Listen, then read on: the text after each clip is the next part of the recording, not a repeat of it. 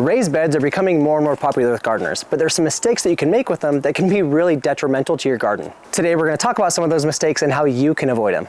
Location. The location of your raised beds is extremely important, and it's honestly one of the biggest things that people overlook when they're getting ready to start their raised bed garden. Where I live, the sun rises in the east, it sets in the west, and I have a south-facing garden. So I've got this direct beam of sunlight on my garden all day long. Now, if I were to put my garden or my raised beds on the north side of my house, for instance, my garden would be in the shade most of the day. I would be really limited on the types of plants I could plant in that raised bed, just because I won't have the sunlight there to grow some of those sun-loving plants. I understand that a lot of people's houses, properties, wherever you're going to be putting your raised beds, not everybody has the luxury of being able to kind of pick the spot they're putting their beds. But if you do, really think about where you're putting them compared to where the sun is at. And another thing that a lot of people kind of don't think about when they're putting their raised beds in is, where are your raised beds going to be compared to your water source? I purposely put my garden about 20 or 30 feet from my water source, so I'm able to easily get water over to my garden, whether it be through a hose that I'm hand watering with or my drip irrigation system that I have hooked up to a hose. Everything is right here and readily available to me. I don't have to worry too much about how I'm going to be watering my garden. I don't have to worry too much about watering cans, none of that stuff. If you are doing a small garden, it's not really a big deal if you're away from a water source, but if you're ever planning on expanding, you might want to stay close to that water source. Number two is going to be materials. What type of materials do you want to either build your raised bed in or buy your raised bed in? The most common is going to be wood. Wood is easily accessible. It's really easy to build a raised bed out of wood. When you're looking at building your own raised bed, let's say out of wood, you want to look at a couple different things. You don't want to be using a pressure treated wood, because that pressure treated wood has chemicals in it. For a lot of people, their kind of first knee-jerk reaction is, hey, maybe I'll spend a little bit of extra money,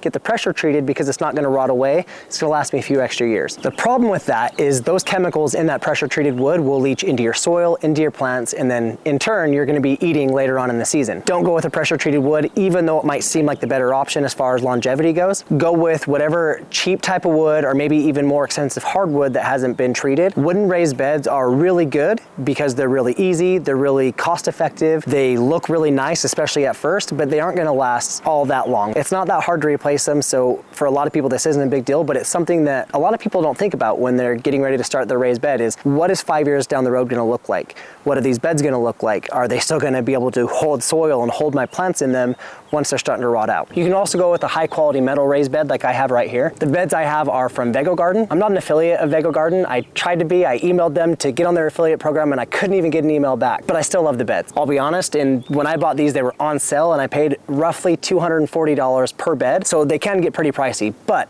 this is a metal alloy that's going to last 20 plus years in the garden, and for me, this is my forever home, or this is at least my 20-year home. So I'm not going anywhere anytime soon. I wanted to put a garden, a raised bed garden back here that's gonna last me, and I don't have to ever rebuild it while I'm still living here. I built this garden one time, and it was exhausting. It took so much time and effort and energy and money, but I don't have to do it again. It's done. I don't have to rebuild all these beds. It's completely done. So that's definitely something to think about when you're looking at the materials of your raised bed. Do you want to go with the much cheaper option of wood that you have to redo in 5 to 7 years, or do you want to go with a metal raised bed that's going to be a lot more expensive but last a lot longer? Number three, soil is key. Soil is the most important thing you want to consider when looking at doing a raised bed garden. For a lot of people want to do raised beds because their native soil is garbage and they can't grow anything in it. So they want to put raised beds so that way they can put quality soil in the raised beds to grow a healthy and productive garden. An issue that a lot of people run into is they don't realize how expensive soil can be. I have 16 of these raised beds, and if I were to fill these with a quality raised bag soil, I was going to pay more money for the soil than I did for the raised beds, and it's out of control. Soil is expensive. For a lot of people, they don't realize how expensive it is, so then when they go to get the soil to put in their raised beds, they tend to skimp out a little bit, and it's not somewhere you want to skimp out. There are ways to get a good quality, healthy raised bed soil like I have right here without spending insane amounts of money. I'm not going to go into detail on that right now because I did a video on that already. It'll be in the link in the description below. Number 4 is going to be bed spacing. I don't know if you can tell, but I am laying in the walkways of my garden, and it is amazing. This is the second raised bed garden I built. In the first one, I did not give myself adequate bed spacing. And when I did that garden, I told myself, it's fine. I can squeeze in there. I can make my way in there. I'm a young guy, and I was wrong because it was miserable. I fully understand the urge to put your beds as close as you possibly can together so that way you can squeeze one more bed in. If you have your beds too close together, it's not going to be fun to work in. It's not going to be a comfortable place to be. And for me, I want to be comfortable in my garden. This is one of my favorite places to be. I love being in this garden. I hated being in my last garden because I didn't give myself the space. Bare minimum, I would say 18 inches between your beds. This is going to give you enough room to maybe get a wheelbarrow in. It's going to give you enough room to kneel down and work on your plants. But for me, I went above and beyond that, and I'm really happy I did. This walkway going down the middle of my garden is 4 feet wide. The walkways going down this direction of my garden are 3 feet wide. And this gives me enough room to enjoy myself, to do all the activities, and to really appreciate hanging out in my garden. I have all the room I need. I might have gone a little bit excessive with the 4 feet, but I wanted the 4 feet for these arch trellises. The 3 feet is probably closer to where a lot of people should want to shoot for. 3 feet is plenty of room. Once your plants grow and start to kind of overgrow and you get, really big tomato plants and all these big plants are going to take up a lot of space, 3 feet in between beds is still going to give you adequate room to be comfortable in your garden. Think about the spacing of your beds before you plan your garden. I made this mistake and it sucks. So don't make the same mistake I did. Hey, real quick, tell me about your garden, whether it be garden plans or your current garden, your dream garden. I want to hear about it. So go down into the comments, let me know. I'm excited to read them. Number 5 is going to be plant placement. There's kind of a lot of things and a lot of mistakes you can make when placing your plants. When you plant your seeds or when you get your plants from the nursery, it's going to tell you what the spacing should be for those plants. And there's been a lot of years that I didn't listen to that. And I'm like, it'll be fine.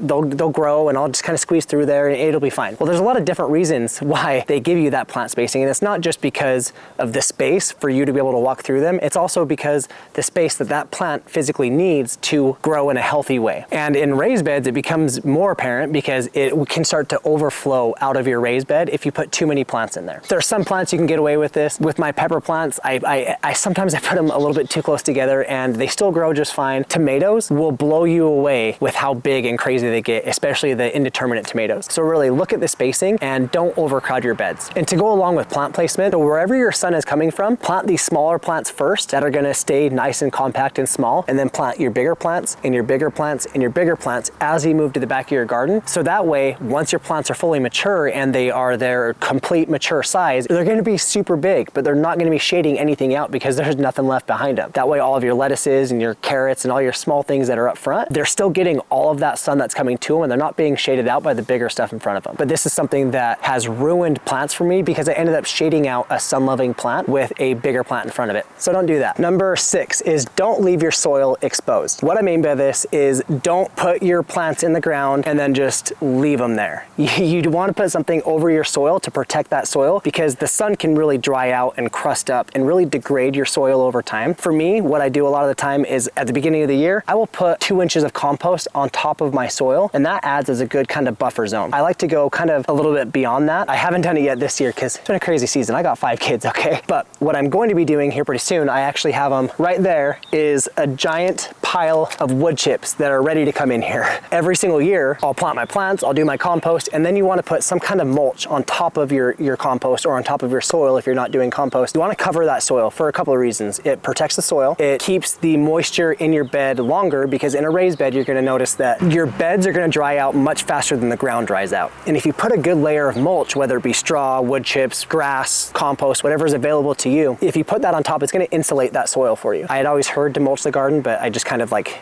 in one ear out the other. So don't do that. Just listen to me. Don't let it go in one ear and out the other. Mulch your garden. Number 7 is utilize vertical space in your garden.